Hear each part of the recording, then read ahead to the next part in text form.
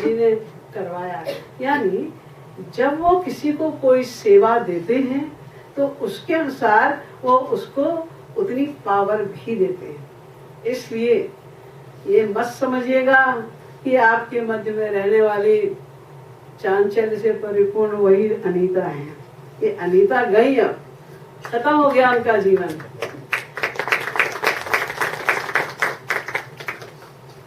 अब ये रमेश्वरी ही है। महाराज जी ने इनको नाम रमेश्वरी दिया है। आप सब लोग इन्हें केवल रमेश्वरी ही बोलेंगे।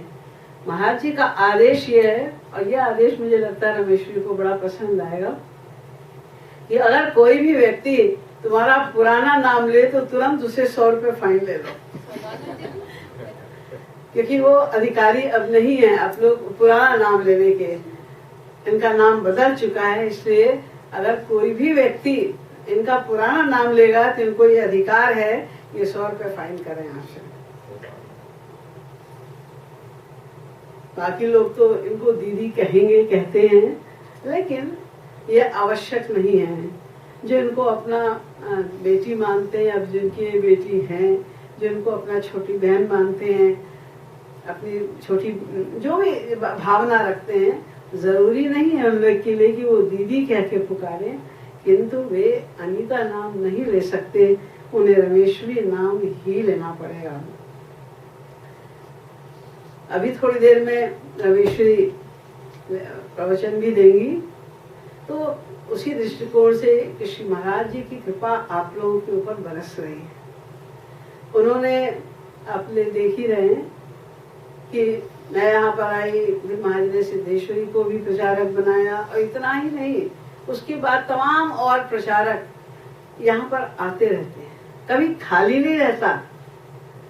टोरंटो ही एक ऐसा नगर है पूरे विश्व में जहाँ पर प्रचारकों से ये स्थान कभी खाली नहीं रहता। एक के बाद एक प्रचारक आते हैं और सबकी अपनी अपनी विशेषता होती है। सभी लोग अपना अपना कुछ विशेष ज्ञान दे कर जाते हैं, कुछ न कुछ हमको सिखा कर जाते हैं। कोई भी फालतू नहीं होता। एक दिन का भी प्रवचन, कीर्तन, कुछ भी बेकार नहीं जाता। अब रमेश्वरी जी भी यहाँ पर हैं, इनके भी प्रवचन होंगे, और आप सबका ये कर्तव्य है, क्योंकि अभी नई नई यहाँ पर आई है, स्वयं ये कुछ नहीं, अभी इनका कोई सोर्स नहीं है। आप सबका कर्तव्य है कि इनके अधिक से अधिक प्रोग्राम कराएं, अधिक से अधिक लोगों को बुलाएं, और इनका जितना अधिक प्रचार होगा उतनी अधिक सेवा होगी, उतने श्री महाराज जी प्रसन्न होंगे। इनकी प्रमुख सेवा ही यही है कि जीवों को सत्संग में लाना, जीवों को भगवत पथ पर चलाना, यही सेवा है। और जितने ज्यादा सत्संगी बनेंगे महाराज जी उतने ही ज्यादा प्रसन्न होंगे। इनके परिवार के लोग भी यहाँ पर बैठे हैं, ये बहुत बड़ा इनका परिवार है और सभी बहुत रिसोर्सफुल हैं। इसलिए मेरी इन लोगों से भी प्रार्थना है कि आप लोग सबको मिलके इनका बड़ा प्रोग्राम कराना चाहिए, जिससे खूब नाम हो। क्योंकि ये नाम जो होगा, किसी प्रचारक का जो नाम होता है, वो रमेश्वरी हो, बंचरी हो, सिद्धेश्वरी हो, कोई भी हो, जब किसी प्रचारक का नाम होता है, वो नाम प्रचारक का नहीं महाराज जी का होता है। उसमें मान सम्मान गौरव महाराज जी का बढ़ता है। और श्री महाराज जी के ही हम लोग सब सेवक हैं, इसलिए उनकी जो भी इच्छा या जो भी उनका लक्ष्य है या जो भी उन्होंने सोचा है करने के लिए, उसमें उनकी सहायता करना हम लोग का एकमात्र यही कर्तव्य है। और इस कर्तव्य का पालन करना आप सबकी ड्यूटी है। अगर कभी वो आपकी सहेली रही हो, छोटी बहन रही हो, या कुछ भी, और किसी भी कारण से कभी आपकी उनसे खटपट हुई हो, रागत द्वेष की भावना आई हो, तो वो जिससे आपकी रागत द्वेष की भावना हुई थी, जिससे आपका प्यार या झगड़ा था, वो अनीता तो जा चुकी, वो यहाँ अब है नहीं। अब रमेश्वरी यहाँ पर है, इसलिए उन सब बातों को आप भूल कर केवल महाराज जी की सेवा मानकर आप लोग जितना भी इनके लिए कर सकेंगे, उससे महाराज जी बहुत प्रसन्न होंगे। उनकी प्रसन्नता के लिए सबको मिलके उनका धुआंधार प्रचार करना चाहिए, ताकि अधिक से अधिक भक्त बने, सत्संगी बने, जो श्री महाराज जी के चरणों तक पहुंचे। श्री महाराज जी कौन है, ये बात तो आप लोगों से अब छिपी भी नहीं है, और आप लोग तो जानते ही थे कि श्री महाराज जी कौन है। आपका तो विश्वास पहले से ही था। अब प्रेम मंदिर बन जाने के पश्चात तो जो उनके विरोधी थे वे भी आकर स्पष्ट कहने लगे हैं कि हमने उनको अभी तक नहीं पहचाना था। ब्रजवासियों ने, जो बहुत सम्मानित ब्रजवासी हैं वृंदावन के, उन्होंने ये बात माइक के ऊपर पब्लिक के सामने इनॉग्रेशन के टाइम में कही थी कि हम ब्रजवासी होकर भी इनको नहीं पहचान पाए, ये हमारी बहुत बड़ी भूल है। इतने दिन हमने यूं ही गंवा दिए। एक राम स्वरूप जी हैं, उनकी बहुत प्रख्यात रास मंडली है। तो पहले दिन तो महाराज जी आए थे रास में, बहुत उन्होंने सम्मान किया, बहुत गुणगान किया महाराज जी का, और ये बात कही कि हम ब्रजवासी होकर भी महाराज जी को नहीं पहचान सके। इतने लोगों ने दुनिया में पहचाना, इतनी भीड़ थी वहां पर, करीब करीब 40-45 हजार की भीड़ थी वहां पर, और अंदर एक भी व्यक्ति बाहर का नहीं था। कोई भी बाहर का सत्संगी कोई अलाउड नहीं था, सिर्फ महाराज जी के सत्संगी ही अलाउड थे। तो केवल वहां महाराज जी के सत्संगी ही बैठे हुए थे।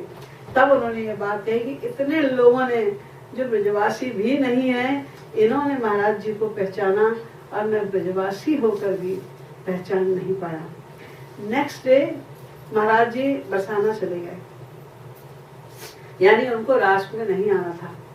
उन्होंने थोड़ी देर तक महाराज जी की प्रतीक्षा की।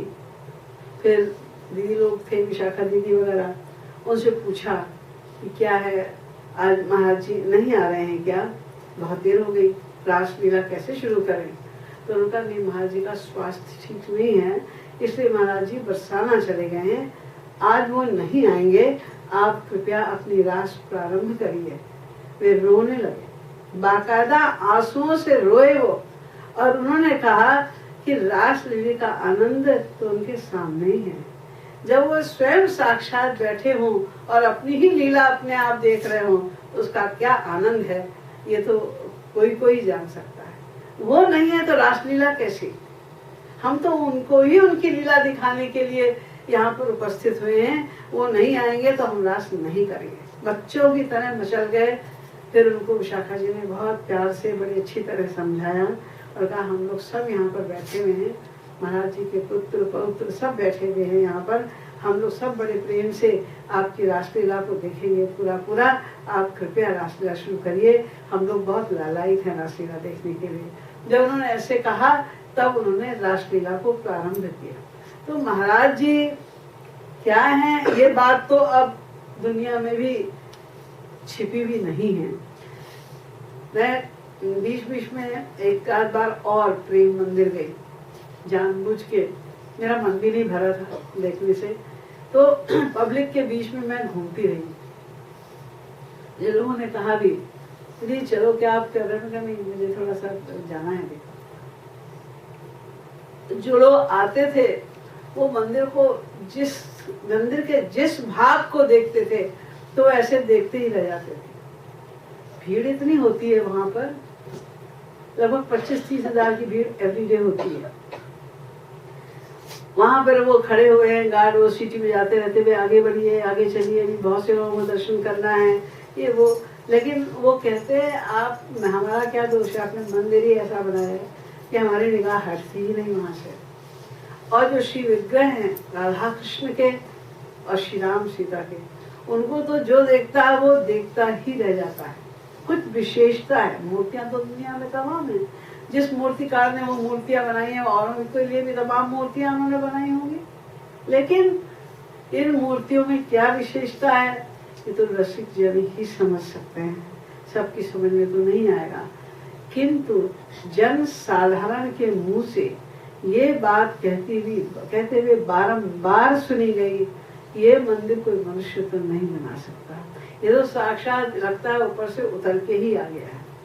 इतनी बारीकी है, जो उसकी वाह्य विशेषताएं हैं वो तो है ही, वो तो भविष्य में कोई और भी बनवा सकता है उस तरह से।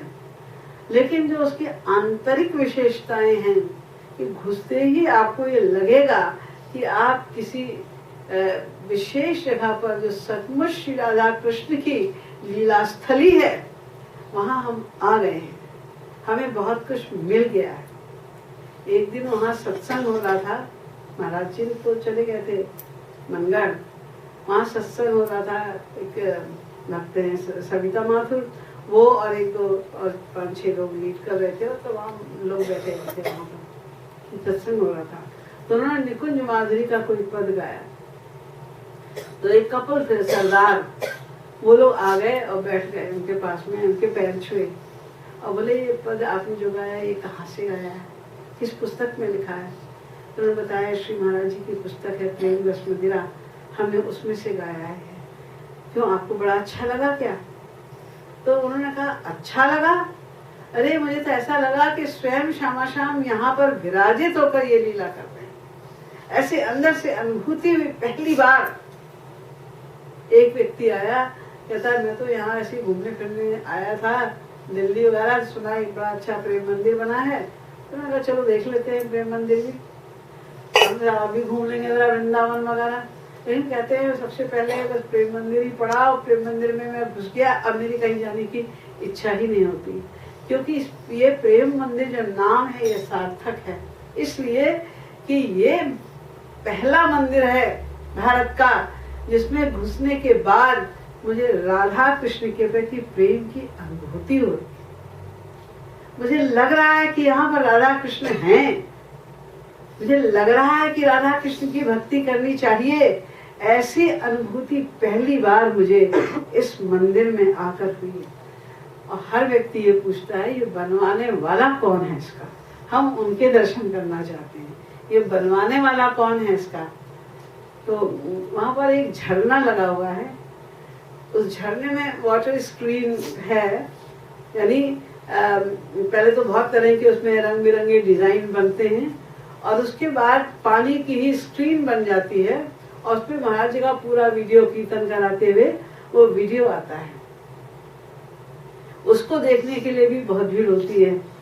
तो बहुत लोगों ने पूछा कि कौन है इसका बनवाने वाला कौन है, तो उषा जी वहां पर थी, उन्होंने कहा कि ये जो इस समय स्क्रीन पे दिखाई दे रहे हैं महाराज जी इन्होंने बनवाया। अच्छा, ये बात आके महाराज जी को उन्होंने बताई, तो महाराज जी ने कहा कि तुमको कह देना चाहिए था ये बनवाने वाले हैं, यहीं पानी में रहते हैं, रात में प्रकट हो जाते हैं इसी पानी में रहते हैं हम। तो यानी इस तरह की बातें हम लोग सुनते हैं। एक उन्होंने बुक बनाई हुई है, तो जो भी लोग आते हैं वो वहाँ पर लिख के जाते हैं। बड़े बड़े लोग जब आते हैं, संभ्रांत लोग, बड़े बड़े डॉक्टर्स भी आते हैं, बाहर के लोग भी आते हैं, मिनिस्टर्स भी आते हैं, MLAs भी आते हैं, विद्वान लोग भी आते हैं, संत लोग भी आते हैं, बहुत तरह के लोग वहाँ पर आते हैं। तो उनसे लिखवाया जाता है कि आप अपनी कुछ कमेंट्स लिखिए कि मंदिर आपको कैसा लगा। तो बड़ी बड़ी बातें लोगों ने लिखी और बहुत कई लोगों ने लिखा कि प्रेम मंदिर ताजमहल की टक्कर में, या ताजमहल फीका पड़ गया प्रेम मंदिर के आगे। और एक बार मेरे पास एक ईमेल आया किसी का और उसने मुझे लिखा कि आप लोगों को चाहिए कि 7 वंडर्स ऑफ द वर्ल्ड में इसको इंक्लूड कराएं। ये तो सबसे ज्यादा आश्चर्यजनक जगह है। तो और लिंक वाला भी कुछ दिया कि इन लोगों को अप्रोच करें।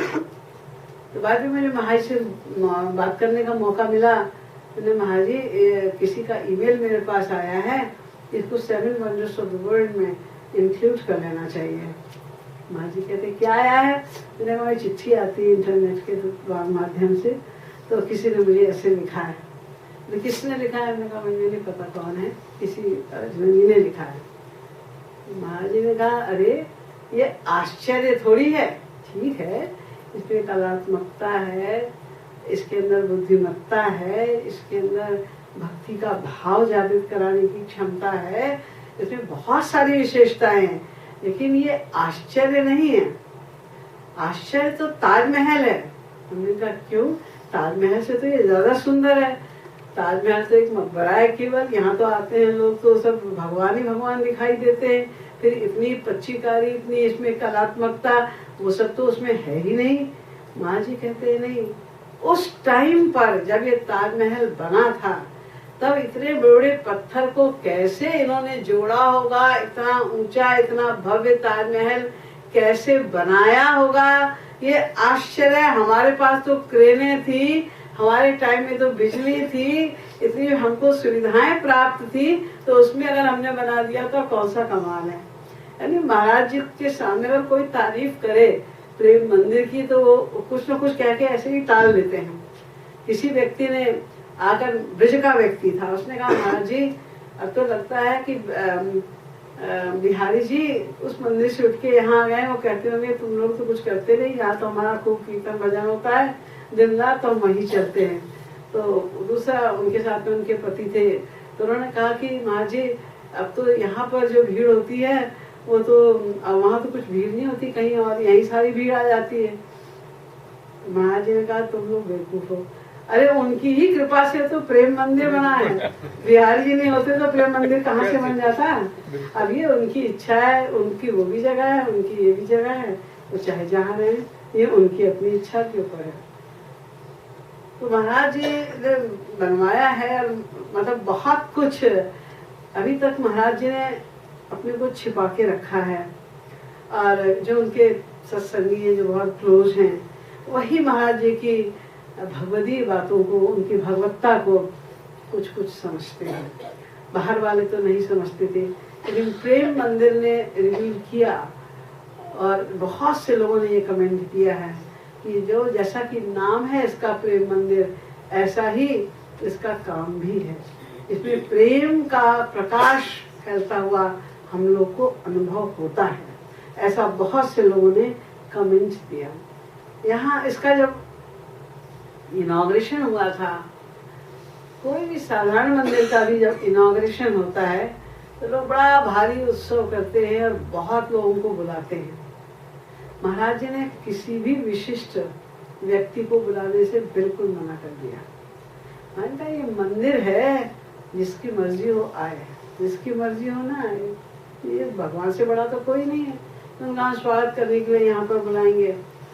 और ना ही कोई बाहर का व्यक्ति, चाहे वो वृंदावन का ही क्यों ना हो, कोई अलाउड नहीं था। बड़ी सख्त सिक्योरिटी थी, केवल सत्संगी ही एंटर कर सकते थे। लोगों को इस बात का भी आश्चर्य हुआ, इतना बड़ा इनॉग्रेशन हो रहा है और महाराज जी ने किसी को इनवाइट ही नहीं किया, कोई बताने दिखाने ही नहीं चाहते और क्या कर रहे हैं, इतना कुछ हो रहा है वहां पर। उस संबंध में कुछ लोगों ने इच्छा प्रकट की है कि इनॉग्रेशन के टाइम पर क्या छवि, क्या शोभा थी वहां की। बहुत संक्षेप में मैं आपको बताऊंगी, क्योंकि अभी इनको भी बोलना है, जरूरी है।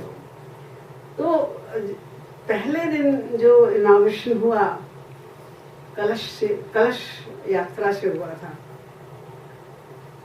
करीब करीब 20,000 लोग कलश लेके, बहुत सुंदर कलश बनाए गए थे। कुछ सोने के कलश थे और अधिकांशतः तांबे के कलश थे, जिनको बहुत ही सुंदर डेकोरेट किया गया था। कलश ले लेके सब लोग खड़े हुए थे, सब पीले कपड़ों में। वही दृश्य बड़ा अच्छा था। अभी बाहर खड़े थे मंदिर के। जब मंदिर के अंदर में प्रवेश किया तो मंदिर के चारों ओर परिक्रमा करनी थी कलश वालों को। तो चारों ओर काफी जगह है, बगीचे वगैरह बने हुए हैं। तो सारे लोग जो कलश जिन्होंने नहीं उठाया था, वे सारे लोग बैठे थे। वो सब भी पीले ही पीले, नहीं भी पीले पहने थे तो राधे श्याम ही पहने थे, तो पीला ही पीला लगता था।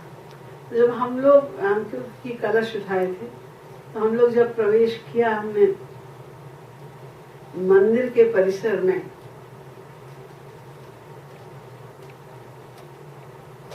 तो जो चारों तरफ पीले पीले कपड़े पहन के जो भक्त लोग बैठे थे, वही शोभा इतनी अद्वितीय थी और ऐसा महसूस हुआ कि जैसे हम किसी दिव्य लोक में प्रवेश कर गए।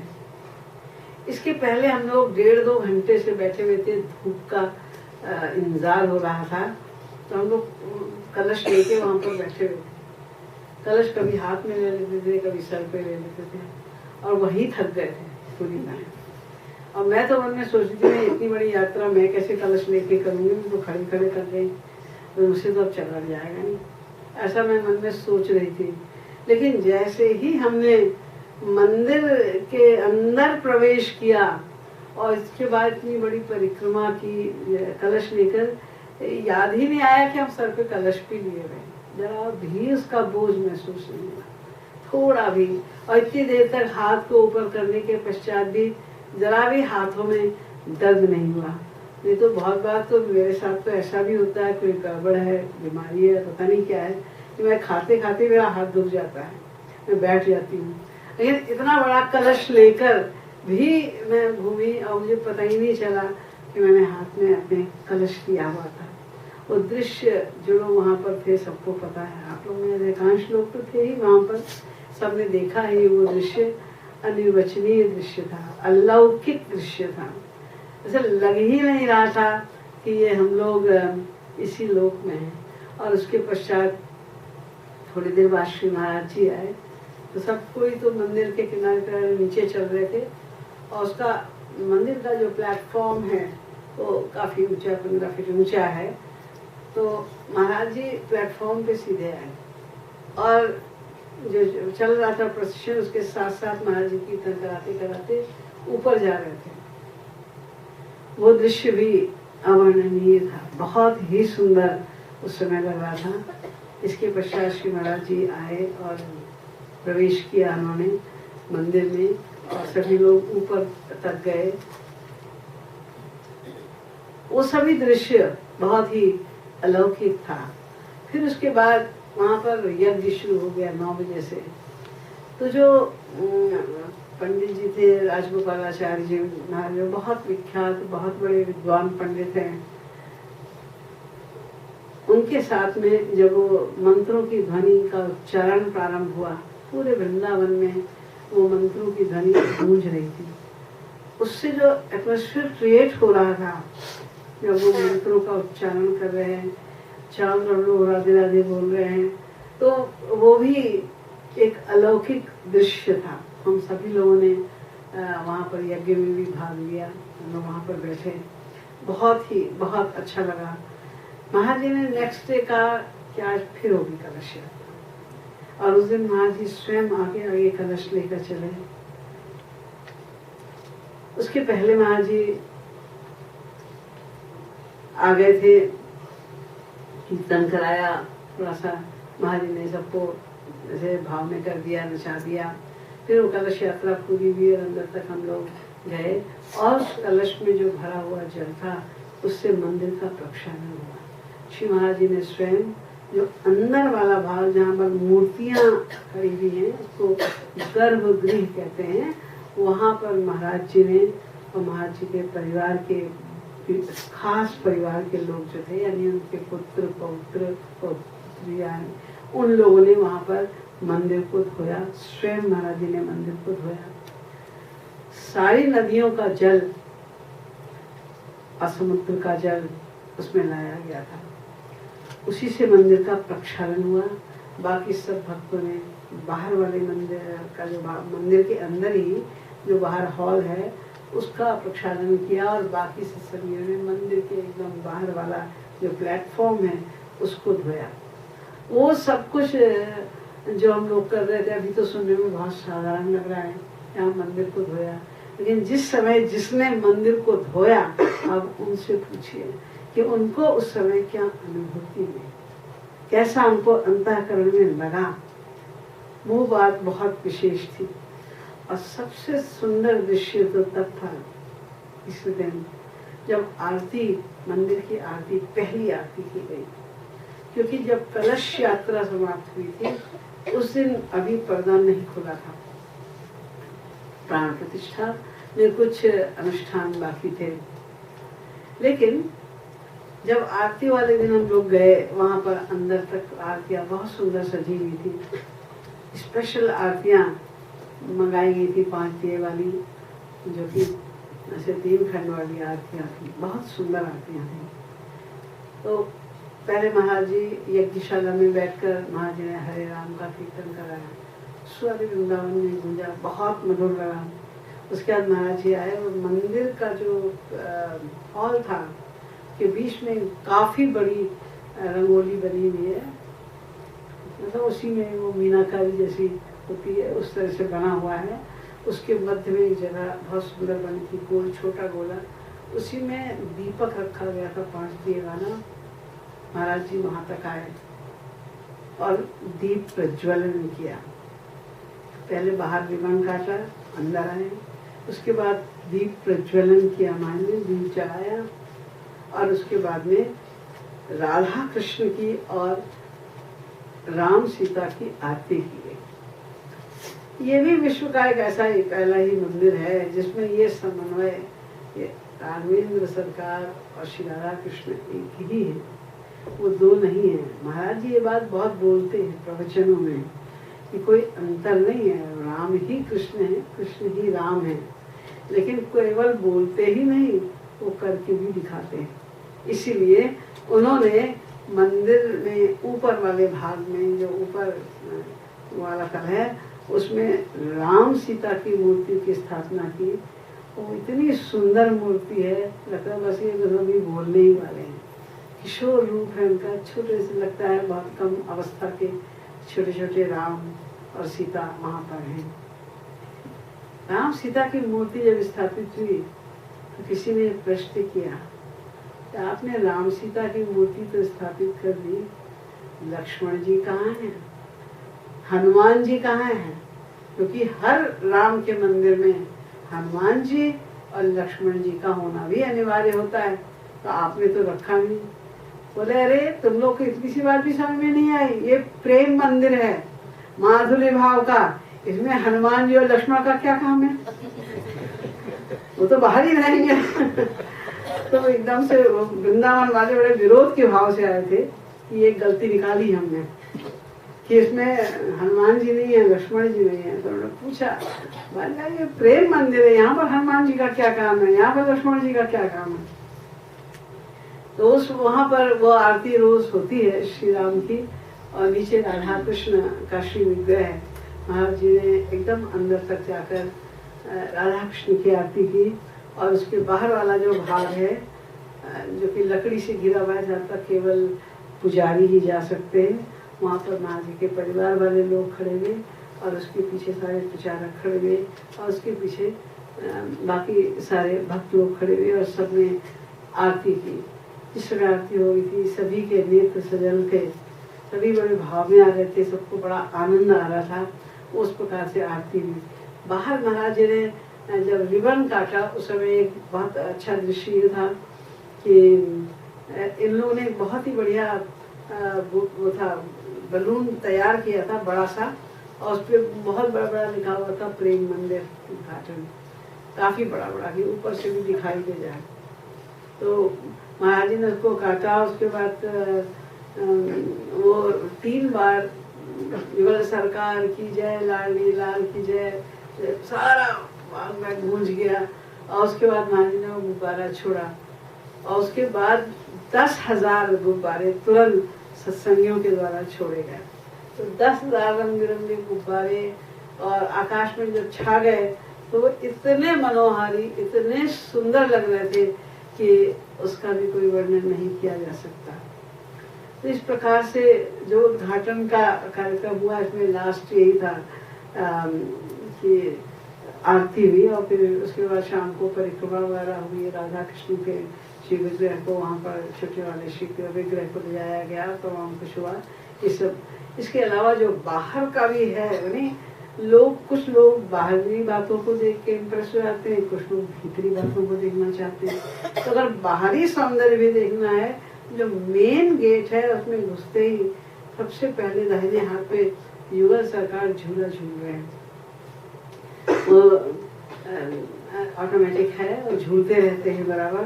पहले सबसे पहले उनके दर्शन होते हैं कि बड़ा सुंदर बनाया गया है, जो उद्यान है उसमें फूल वगैरह बड़े सुंदर ढंग से लगाए गए हैं, बहुत ही सुंदर है। जिसके वहाँ पर देखने वाली चीज़ है, वो जगह जगह मोर हैं, कहीं कहीं गोपियाँ खड़ी हुई हैं या श्री राधा कृष्ण के हैं, जो बहुत बड़ा आकर्षण है, जो भी कंप्लीट नहीं हुआ था इनॉग्रेशन के टाइम पर वो एक लीला है, नाग लीला, भगवान श्री कृष्ण ने जो नाग के ऊपर नृत्य किया था, वो बहुत बड़ा, वो पूरा पत्थर का बन रहा है वहाँ पर।